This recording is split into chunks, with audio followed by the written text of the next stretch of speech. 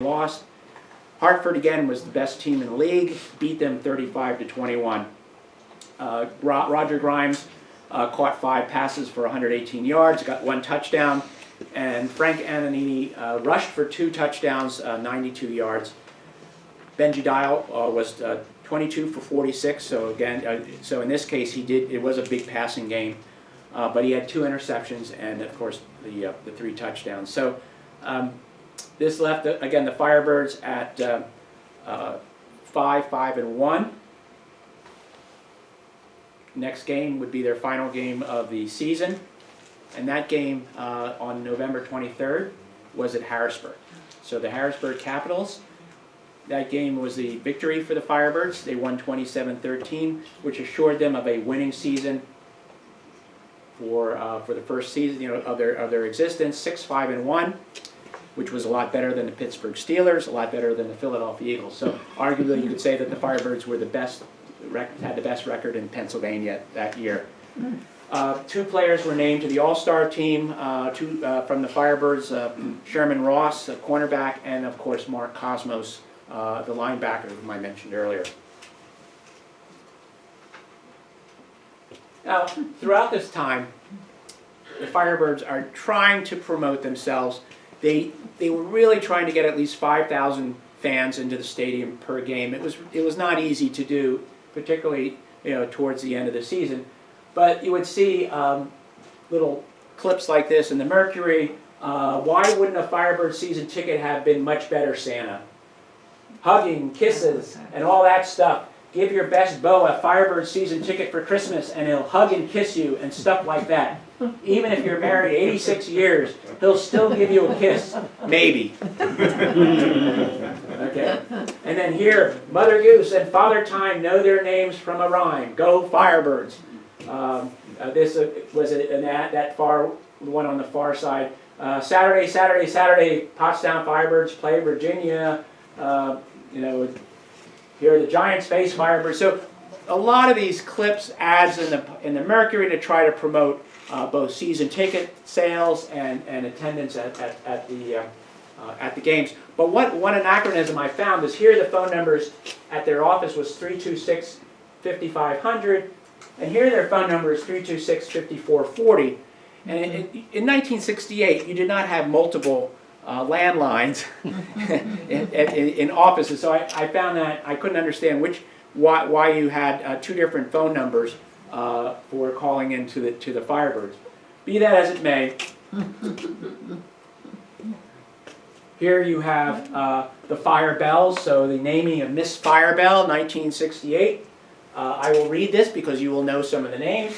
Dorothy Peroni, Douglasville Center, was elected Miss Firebell of 1968 at a meeting of the Firebirds Quarterback Club.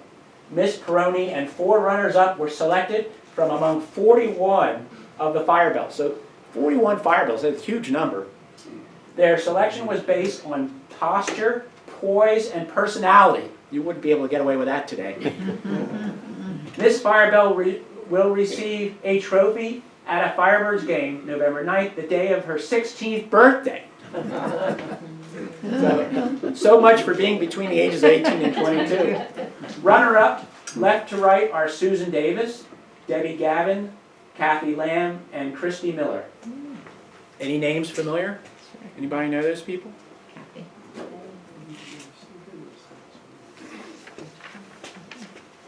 Holidays coming up, a big effort to try to sell season tickets. Here you have holiday giving is for the birds. If you want to make that special someone happy this Christmas, give a season ticket for the Firebirds. Season's greetings mean more with a season ticket to the 1969 Firebirds games. This is a gift that every sports-minded man and woman would welcome. It's a gift that keeps giving fun and excitement. For a gift that is different and a gift that is welcome, give a Firebirds season ticket. Be a sport. Give a couple. Okay. I don't think ad writers today would quite use this technique. But this was in the Mercury on almost a weekly basis. You would see these full-page spreads. Now, after the final game of the season in December, there was a testimonial dinner for Chuz, for Bob Calvario. described as Mr. Football, a great column that Jack Smith wrote. It was at the Maria Sana Lodge, just a few blocks away from here. Bob Calvario was the president of the Firebirds for all the 3 seasons, and he frankly was the inspiration for their creation. So, not enough can be said on behalf of Chuz. Now, just again a personal note. Chuz was a season ticket holder of the Philadelphia Eagles, and at this point in time, the Eagles were building what became Veterans Stadium. So, as a season ticket holder and as a member of the Pottstown Firebirds, my father was at the time a program director with them.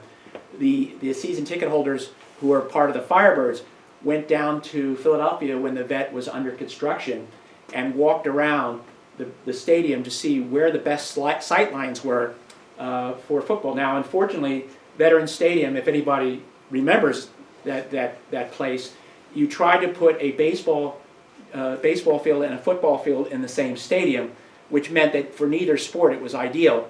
So you basically were trying to fit a football rectangle into a circle, which meant that if you were on the 50-yard line, you were like a mile away from the action. So my father and Chuz and a few of the other members of the Firebirds selected seats on the mezzanine at the corner of the end zone, which happened to be the closest to the field. Were looking down, but it was at an angle. But they felt that was the best sight line for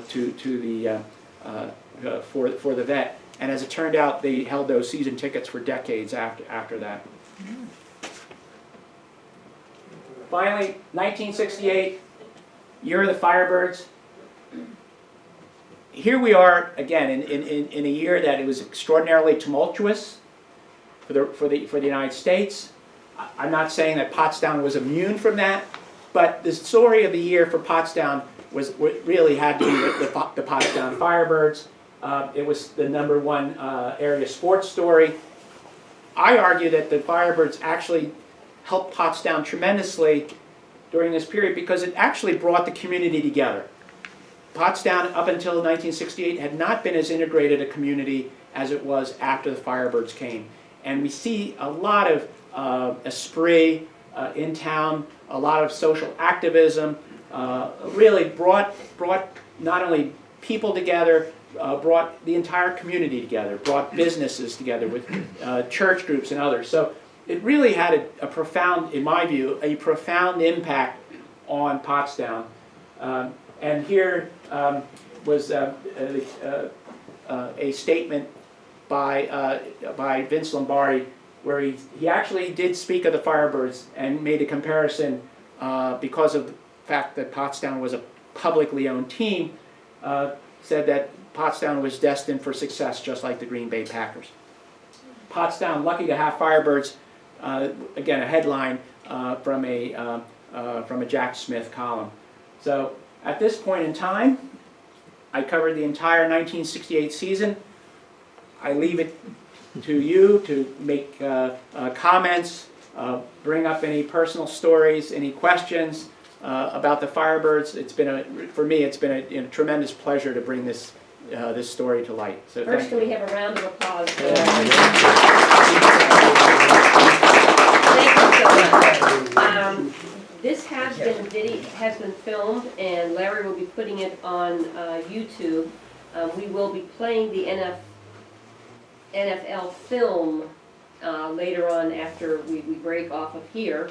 If you have not signed in, please do so. If you're not a member, please sign in for me and leave your email address, because we want to be able to keep people posted on when we might be covering the rest of the history of the Firebirds. And I've heard someone pointed out to me that I neglected to ask the most important question: did anybody here play for the Firebirds? Presley's here. Is Presley here? All right, hi there. That's excellent, thank you. Fire away. If you want to come up and get refreshments or look at the other documents, please feel free to get up now. Otherwise, questions until Larry gives up and goes home. By the way, Presley, you were on this team in 1968. You're immortalized on the roster. Anything you'd like to say about about your time as a Firebird? No, you covered it. Only the first year. Were you there all 3 seasons? Yes. Oh, okay. You want to talk about seasons 2 and 3 at our next program? Well, that'll be next You still have your shirt? You could wear your #1 shirt, 81? No, I was 85. Oh, right, close enough. I have a ring though. Oh, there it goes. Yeah, it's funny, you say 85, Yeah. but in your first year you were 82. 82? Oh. Is that right? Yeah. Yeah. But you're close. Last year. Was Yeah. it hard to keep the enthusiasm up? I'm trying to, I guess, I don't remember the Firebirds, but,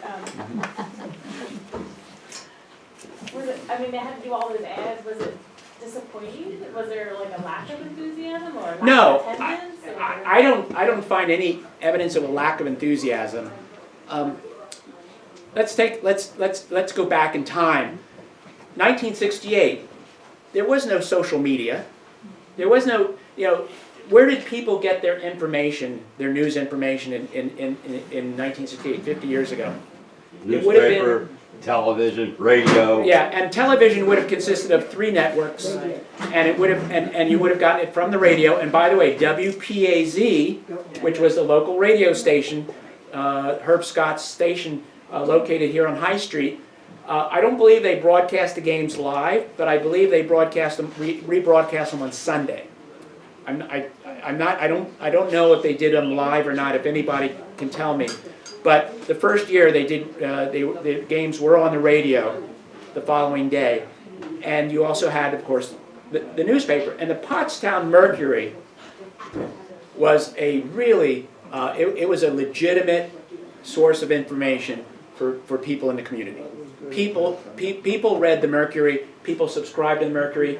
That was your major source of information, and so that's where you're going to do your PR. So it just was, again, part of the campaign to get people enthusiastic. You really didn't have much option. The newspaper was the way to go. I don't know who did those ads. I mean, I could do the research and try to figure it out, but I mean, there's ads. I mean, whoever it was mad scientist and stuff like that. Well, they must have had a PR person, right? I'm sorry? Firebirds, they must have had a PR person. Yes, I do not know who their PR person was, and I don't know who put together the various ads. Now, I do know though that the programs, and here, this was the program for the first game. This is the program for the first exhibition game. I know my father was involved in that because I do have all the correspondence that he sent around to the other teams, ideas of how to put together a program, the list of businesses in the Pottstown Chamber of Commerce, so that they could reach out to the businesses for ad money. That was all being done earlier in the season, but my father could never have written any of those ads, so I can assure you that. So what happened? Why didn't the Firebirds make it? Why did only 3 years? Well, the Firebirds actually, it wasn't just the Firebirds. I mean, the entire league was having challenges. They had to be subsidized pretty much by their NFL affiliates. You couldn't really run a minor league at this level and only draw, say, 4,500 fans to a game. The economics worked against you, particularly for a team in a community, small community like Pottstown. I believe what killed the Atlantic Coast Football League, however, was a decision made by Pete Rozelle, the commissioner of the NFL, because you had some teams in the National Football League and the American Football League who were affiliated with minor league teams, and then you had the majority that were not. And the teams that did not have affiliates were unhappy because it gave the teams with affiliates an unfair advantage in their view. That this was like a taxi squad league, so that they could send their players who were not on their roster on game day, send them to Pottstown or send them to Hartford.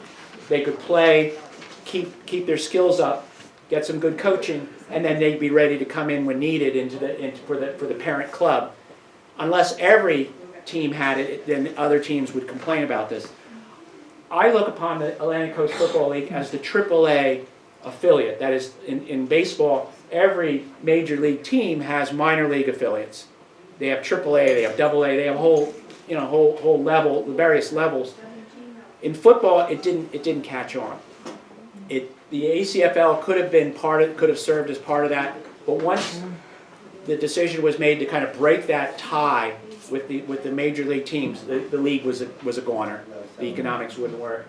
Hartford was associated with the Green Bay Packers. Bridgeport with the New York Jets. Lowell with the Patriots, the Boston Patriots. Virginia Sailors were Redskins, Washington Redskins. Harrisburg was the Baltimore Colts. And Richmond was the Atlanta Falcons. One team that is not on here, the Westchester Bulls. The Firebirds did not play the Bulls in 1968. They were affiliated with the New York Giants.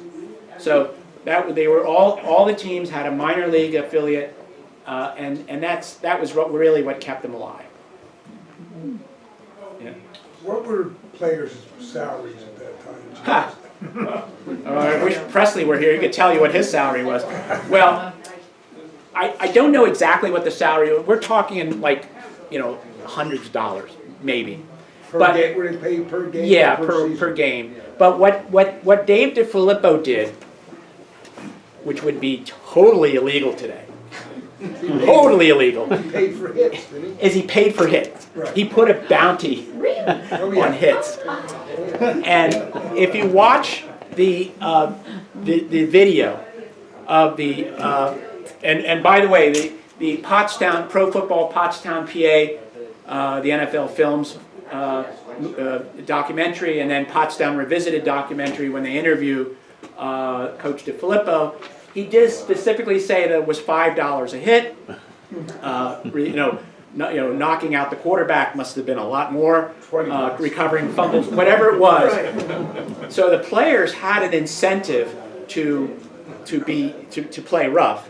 Hurt people. To hurt people. But again, something that today would be totally illegal in football, whether it be at the college or professional level. Absolutely illegal. But that's how some of the players got extra money. Also, think of this as that no football player could survive solely on football if they were with the Firebirds, unless they lived on nothing. So a lot of the Firebirds, in fact, most of the Firebirds had to find day jobs. And they were school teachers, they might have been bouncers. In my dad's shoe store, in the Royal Shoe Store, that first year, Mark Cosmos became a shoe salesman. You can imagine this big linebacker selling shoes. Zeke Morano came and worked for my father for a while in the shoe store. Other football players, were being picked up by other businesses around town, and so they would earn, kind of their meal money from their day jobs. And also the advantage was if they had a day job in Pottstown, they wouldn't have to commute. Some of the players had to commute from Philadelphia because they were on the Philadelphia taxi squad. So, anything they could do to kind of come up with money. They certainly weren't going to get a large salary from the team. And if we talk about 1969 and 1970, the economics changes with the arrival of King Cochran. But that's not this year. That's 1969. Plus they had a place to live. Yes. They had to live. Yes. So It didn't cost them anything to live. yeah, the Firebirds Roost was located on Hanover Street, right across from the Fraseras, the old, was that Fraseras? No, it was catty corner Ludwig, with yeah. Catholic schools. Yeah, Ludwig's Motors. It was Ludwig Motors, it was right across the street from yeah, Ludwig's. and the building, of course, was knocked down. It's now a parking lot, but it was an old Victorian mansion. And Big house. big house, a lot of rooms, and it was, I think, $10 a month for the players. It was, I don't recall that. yeah, but it was very, very cheap, basically almost free, and that's where some of the players stayed, when they were in town. There is a picture of it up there Yeah, on the yeah, table. there is. Any other questions or comments? On the WPAZ question, my recollection is that they did not broadcast at night at that time. That could have And been that's it. why it was on the next. That's why. They went off the air. 6 p.m. At dark or sunset. Think now that remember that. Now that dates you to remember that TV and radio went off the air, you know, at night. But yeah, the WPAZ did broadcast the games the following day on Sunday. So, yeah. The basic concept was the same as baseball. They want to have a minor league that you have to prove yourself first. Yeah. And half the teams, of course, all the action was on the East Coast. The people like Hank Stern, et cetera, would not go for it. That was the basic concept of this. Yeah. Was to have a minor league situation for the, you know, before you'd even go to the majors. Yeah. If they had another league in the Midwest or out west, if they had another minor league football system, and so every NFL and AFL team would have had an affiliate, then probably it would have lasted, and it would have been a great way for teams to keep their talent fresh. Because it's certainly a lot better for players to be playing than to be sitting on a bench watching on a taxi squad. So it would have made football probably even better. But at the time, you know, the league was probably thinking in terms of costs, and if that many of the other teams would be complaining that they didn't have their own affiliates. Well, anyway, thank you very much for coming out. Very good. If there's interest, maybe we'll put something together next year for the 1969 team. Yes, that would be great. Fine. Good word, Frank.